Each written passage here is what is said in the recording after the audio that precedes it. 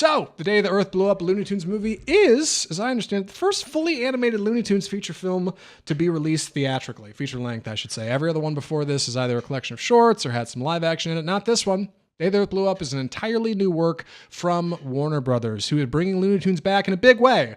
Or at least they were, I think, before this came out, because it seems like it did not make a lot of money. It also comes from Ketchup Entertainment.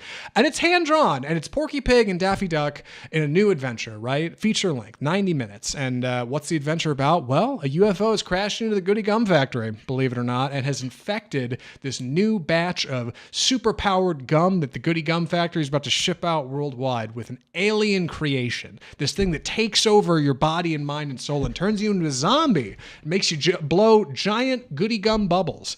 Daffy and Porky find out about this, and with the help of Porky's new friend, Petunia Pig, the three of them have to eradicate the alien horde and hopefully save the Earth from blowing up, or at least before the day the Earth blew up, which is the title of the movie.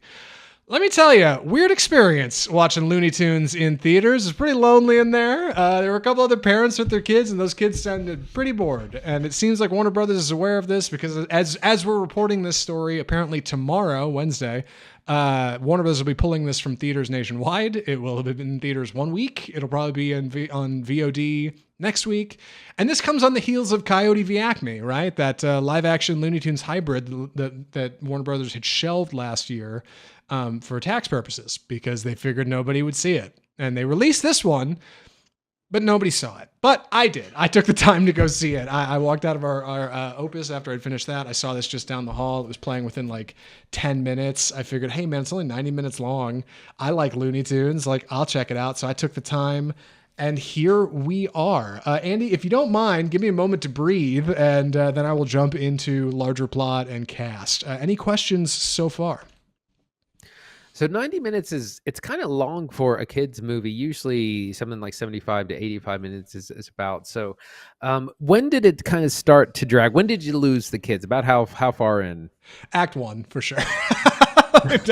Definitely in Act 1. Yeah, like we open fine. We open on like a 50s scientist who's like at the lab. When he sees something fly across his computer screen, he runs and checks like his giant oversized telescope and sees this thing come flying in. He's like, oh my God, it's a UFO, you know? Cut to Daffy and Porky, who are getting their home inspected. They live in this big goofy house that they inherited from this farmer because they're both farm animals. That's part of the gag. And they're like, live in absolute squalor, right? And like Daffy is totally cool with being an agent of chaos, whereas Porky wears the bow tie. He's kind of got it more together, but they're brothers till the end, right? The home inspector shows up, realizes you have a giant hole in your roof from where a UFO screamed through it. And then from there, they got to go get jobs because they're about to get thrown out of their homes. Get some Looney Tunes shorts of these two blowing up at jobs and trying to do stuff and failing and trying to be a candy vendor and can't do it. And finally, they end up at the Goodie Gum Factory working a line. Like, your character development comes from Daffy and Porky being simple, but interesting in the way that Daffy tends to go loony, which is something that happens here. We don't have like the 90s sarcastic Daffy Duck and Porky Pig. They're like the 50s Daffy Duck and Porky Pig. And Daffy can be pretty grating after a while, I think. Anywhere where it starts to get dull. Exposition, Porky's flirting with Petunia Pig, who looks a lot like him, just like Bugs and Lola in Space Jam, right? You got like the binary. I think that's where kids tune out. Where it starts to work is when people start chewing this gum and it like literally grabs your tongue and wraps around and like goes up and grabs your brain. I rattled off a tweet about this movie over the weekend, and I think it's valid. Looney Tunes The Day the Earth Blew Up has all kinds of freak animation stuff in it. They say like animators are freaks secretly, right?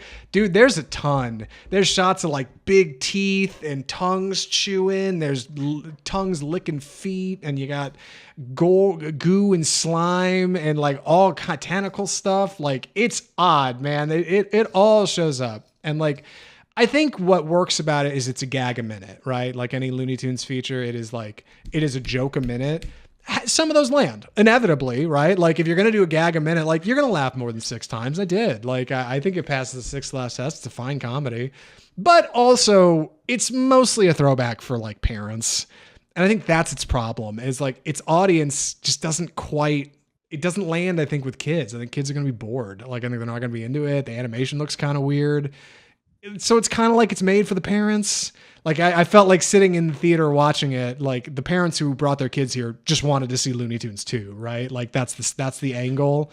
And like that missed audience, I think, is like, that's the problem Warner Brothers is trying to hone in on, is like, how do we make something with this property that children are going to be dying to go see, that parents will take them to, as opposed to parents being like, hey, you should go see this thing that I used to like, which is Looney Tunes. Yeah, I think that brings up a good question, which I saw online earlier, is does Looney Tunes still kind of have a place as an IP, in TV and movies and animated shows? I mean, is it just like a property of yesteryear that, like you said, doesn't really connect with the kids anymore, and the way that like superhero stuff has for sure now? Yeah, I tragically I don't think it does, and like it's a problem because I have an affinity for this old stuff, like old slapstick cartoons are like bread and butter. Same for you, I'm sure. Like you watched a lot of that stuff growing up. Yeah, for this is sure. what was on, right? Like whether that be Looney Tunes or Tom and Jerry, Chuck Jones animation, like whatever. But yeah, like I think Looney Tunes is tragically out of touch, and you can get back there with some clever animation and some good comedy writing and some more modern stuff. I know the more recent Looney Tunes show has been a lot more like that. Disney even did this with like a Mickey Mouse property. They have a Mickey Mouse show that's like surprisingly more oriented towards like a SpongeBob crowd, like much more modern and like much sharper, much smarter. But Day the Earth Blew Up is a send up of older Looney Tunes. It's more like 50s oriented. It's more 60s oriented. I think you see this best in the Looney Tunes branding, to be honest. Most people think Looney Tunes is spelled with two O's, like Looney and then Toons, because they're cartoons. But it's not. It's Tunes because they're based on short melody musicals, like, which is where they came from. That's where the format started. Doesn't even exist anymore. Like that, even that notion is so foreign to people. They just assume that it's spelled differently than it is. But yeah, Looney Tunes is in this weird place where it's kind of too old. I also saw Warner Brothers just pulled like their catalog off HBO, which really sucks. If you're a Looney Tunes fan, I guess you go buy the DVDs. I don't know what the move is, but it's weird. It's weird to see this in theaters and not do that great. And then like they're pulling it from theaters and they're pulling the catalog down. It's like, dude, it really feels like they want to sell the property or something. I don't know what they're doing with Looney Tunes. Yeah. Back then in like the 50s and 60s, they didn't make a lot of children's content. So any content for children was what all the children watched. And so I think it's a bit of a monoculture that way. Now you got tons of kids properties and they know how to make them better. You got things like Bluey that have 6-minute, episodes, and or SpongeBob, like you said, or lots of superhero stuff. Like they know now how to make kids content that is even more targeted or made for kids because of like advances in child research and child development and all those things. And so now, something like Looney Tunes, like you've really got to struggle, and you can't really reinvent it. Like you can't go off and go crazy like SpongeBob or Bluey or something like that. It's tough. Yeah, I don't know. Maybe you got to retire the brand or do a grimdark Zack Snyder Looney Tunes.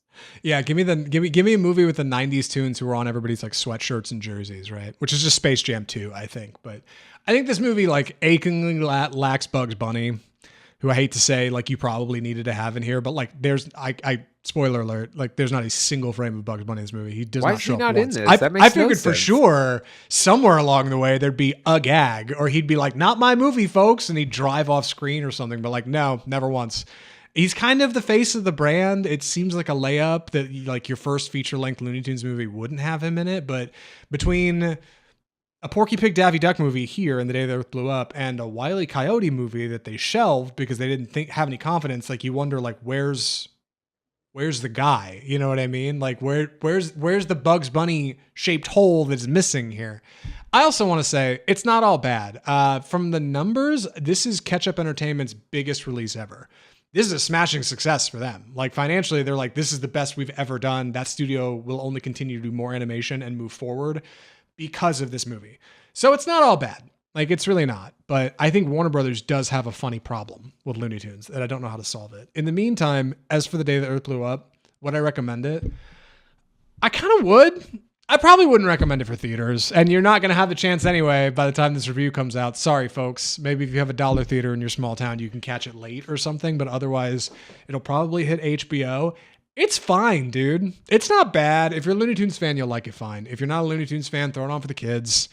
Whatever. Throw it on late night. If you don't want to watch Adult Swim at 1 a.m. and you want something odd, like throw on Looney Tunes Day the Earth Blew Up. It's okay. It's sarcastic in a way. I think it's got that fun blend of like mean spirited that the Looney Tunes sometimes has, similar like Three Stooges or Tom and Jerry, that like kind of works.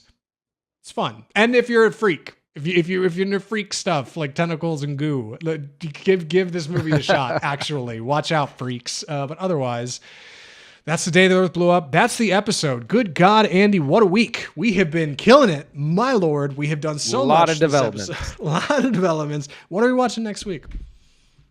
We're going to be taking a look at Magazine Dreams, the controversial Jonathan Majors film about an aspiring bodybuilder. This, of course, was supposed to come out a couple years ago, and then Jonathan Majors got into some legal trouble, and it was delayed, and then it was sold, and now it's coming back out from Briarcliff